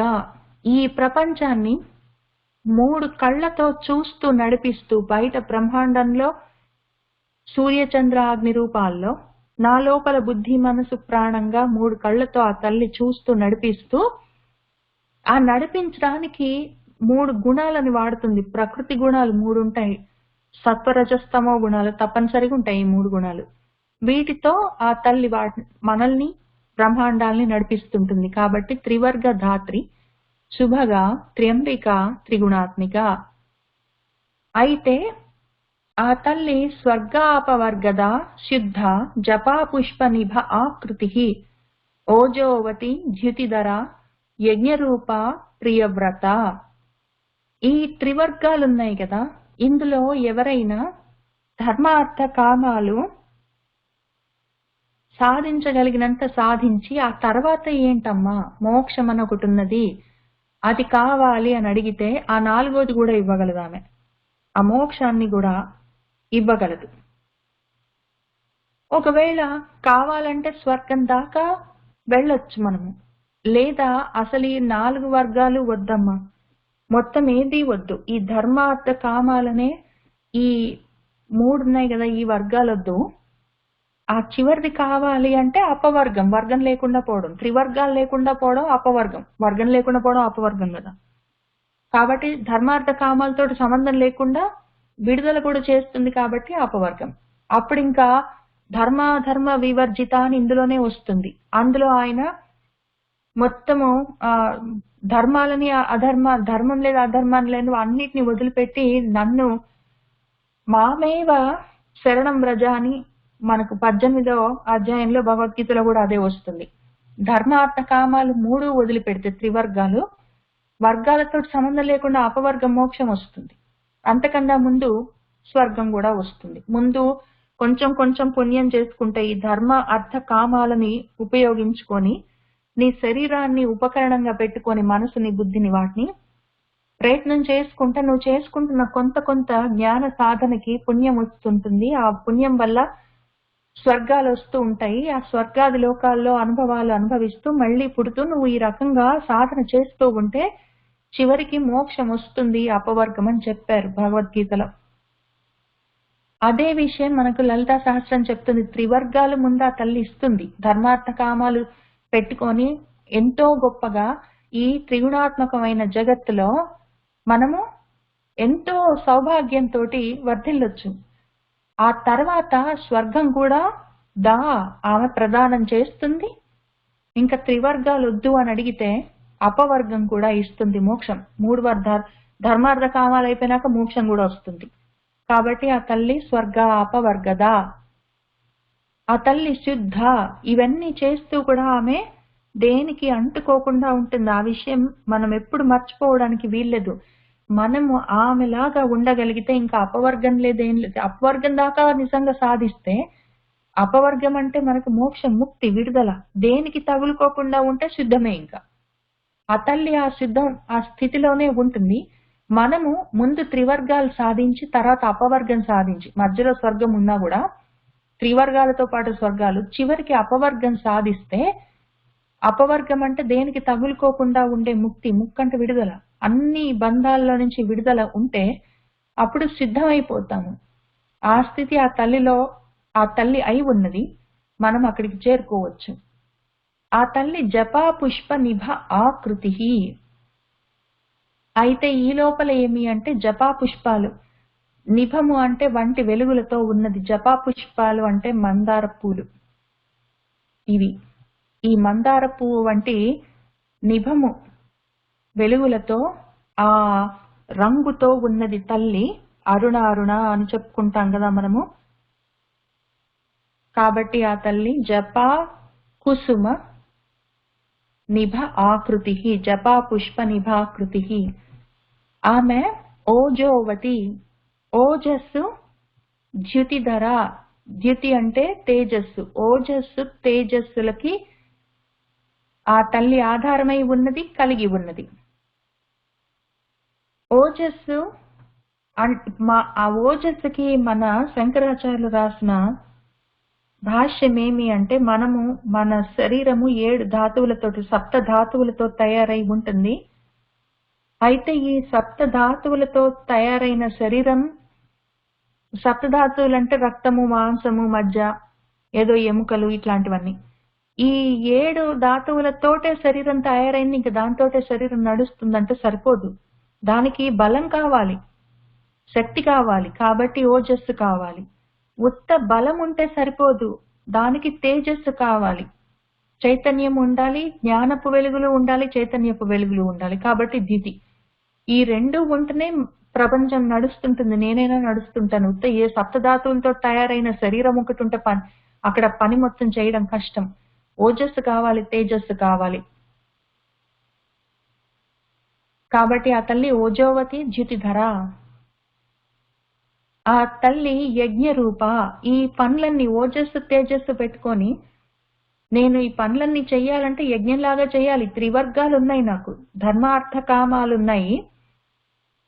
వాటిని పెట్టుకొని త్రిగుణాత్మకమైన ప్రపంచంలో నేను ఈ స్వర్గాలు అపవర్గాలు సాధించాలి అంటే శరీరంతో పాటు ఓజస్సు తేజస్సు కూడా ఉంది. కానీ ఆ చేసే పనులు కూడా, నేను అన్నం తింటాను, బాగున్నాను, పడుకున్నాను, లేచాను, ఆరోగ్యం బాగుంది, పిల్లలు బాగున్నారు వరకైతే స్వర్గమేమో తెలీదు, అపవర్గం అసలు రాదు. కానీ ఆ చేసే పనులు యజ్ఞాలుగా చేస్తే మాత్రం అవకాశం ఉంది.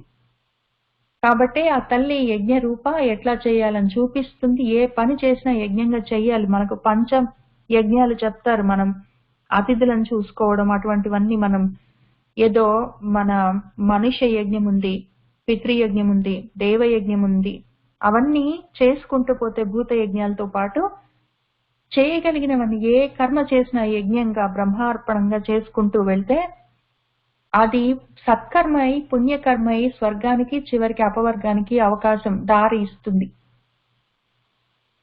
అటువంటి వ్రతంతో ఈ స్వర్గాపవర్గాలు సాధించాలి త్రివర్గాలను పెట్టుకొని అన్న సాధనే వ్రతంగా చేసేవాళ్ళంటే ఆ తల్లికి ఇష్టం.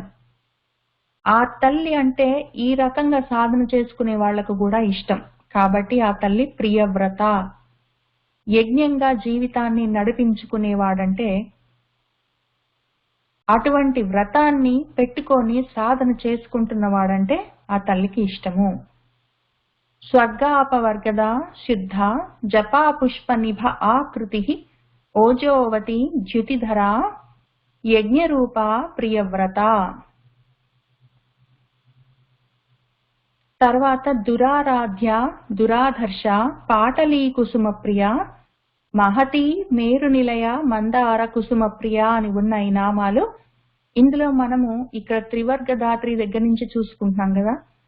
ఈ సర్వలోకాలకి ఈశ్వర్య విశ్వాన్ని మొత్తం ధరించి ఉన్న తల్లి మనకు చేయగలిగింది ఏమి అంటే, మనం యజ్ఞంగా జీవితాన్ని నడుపుకుంటే ఇవ్వవలసినవన్నీ ఏవేవి ఉపకరణాలు కావాలో, దానికి కావలసిన సాధనాలు ఏవేవి ఉంటాయో, శరీరం కావాలి, ఈ శరీరంతో మనం పనులు చేయించడానికి గుణాలు కావాలి, రజోగుణం, తమోగుణం, సత్వగుణం ఉంటేనే పనులు చేయడానికి ఉత్సాహం వస్తుంది. దానికోసం అని చెప్పి ధర్మార్థ కామాలు అవి సాధించడం కోసం అని చెప్పి ఓజస్సు, తేజస్సు అని ఏవి కావాలో అవన్నీ ఇస్తుంది. ఆ ఇచ్చిన తల్లి ఆమెని అది సాధించడానికి, స్వర్గాపవర్గాలు సాధించాలంటే ముందు ఆ తల్లి దగ్గర ఈ విషయాలన్నీ సాధించాలి, ముందు ఆ తల్లిని సాధించాలి. ఆ సాధించడమే ఆరాధ్యం. ఆమె అంత ఈజీగా దొరకదు, ఆమెనంత ఈజీగా సాధించలేము. కాబట్టి ఆమె దురారాధ్య, దానికి ప్రయత్నం కావాలి. ఆ ప్రయత్నం ఎట్లా చేయాలి అంటే మళ్ళీ భగవద్గీతలో ఆయన చెప్పాడు, అభ్యాసేన తు కౌంతేయ వైరాగ్యేన గృహ్యతే అన్నాడు. అభ్యాసము కావాలి, వైరాగ్యం కావాలి, ఈ రెండు సాధనాలుగా పెట్టుకొని గృహ్యతే పట్టుకోవచ్చు అని చెప్పాడు, సాధించవచ్చు అని. కాబట్టి ప్రాక్టీస్ చేయాలి, కంటిన్యూస్ గా సాధన చెయ్యాలి. అది కూడా వైరాగ్యంతో, ప్రతిఫలాపేక్ష లేకుండా, పని మీద, కోరిక మీద ఆశ లేకుండా సంతోషంగా ధర్మం కాబట్టి అని చేసుకుంటూ వెళ్ళాలి. లేకపోతే మాత్రం ఆ తల్లి దక్కదు. ఆమెను ఆరాధించడం, ఆమె మనకు దొరకడం, మనం ఆమెను సాధించగలగడం, ఇటువంటివి దురారాధ్యం, అది కష్టం. కానీ చెయ్యొచ్చు, ప్రయత్నం చెయ్యొచ్చు. ఆమె దురారాధ్య ఒకటే కాదు, దురాదర్శ, ఆమెను పట్టుకోలేం. ఆదర్శనం అంటే పట్టుకోవడం. ఆమెని ఇటు సాధించడము, అటు స్వాధీనం చేసుకోవడం, పట్టుకోవడం రెండు చేయలేం ప్రయత్నం లేకపోతే. దానికి రెండు ఉండాలి, అభ్యాసం ఉండాలి, వైరాగ్యం ఉండాలి. ఆ రెండు లేకపోతే ఆమె అన్ని ఇస్తుంది, త్రివర్గాలు ఇస్తుంది, ఆమె ఓజస్సు తేజస్సు ఇస్తుంది, కావలసిన గుణాలు ఇస్తుంది, ఏవి కావాలంటే అవి ఇస్తుంది, అన్ని ఇస్తుంది, అన్ని ధరించి ఉంటుంది, నీతోటే ఉంటుంది. కానీ ప్రయత్నం మాత్రం నువ్వు చేసుకోవాలి, లేకపోతే ఆమె దురారాధ్య, దురాదర్శ. ఈ స్వర్గాపవర్గద అని మనం చెప్పుకున్నా కూడా స్వర్గాలు అపవర్గాలు వస్తాయా అంటే దురారాధ్య, దురాదర్శ, ప్రయత్నం లేకపోతే. ప్రయత్నం అయితే చాలా ఈజీ. అందుకే ఆమె అప్పుడు ప్రయత్నం చేసుకుంటే వీరారాధ్య, ప్రయత్నం లేకపోతే దురారాధ్య అని ఇంతవరకు చెప్పుకొని ఇక్కడి నుంచి పాటలీ కుసుమ ప్రియ నుంచి మనం మళ్ళీ వచ్చే వారం చదువుకుందాము. సర్వం శ్రీ లలితా పరాభట్టారిక పాదారవింద అర్పణమస్తు.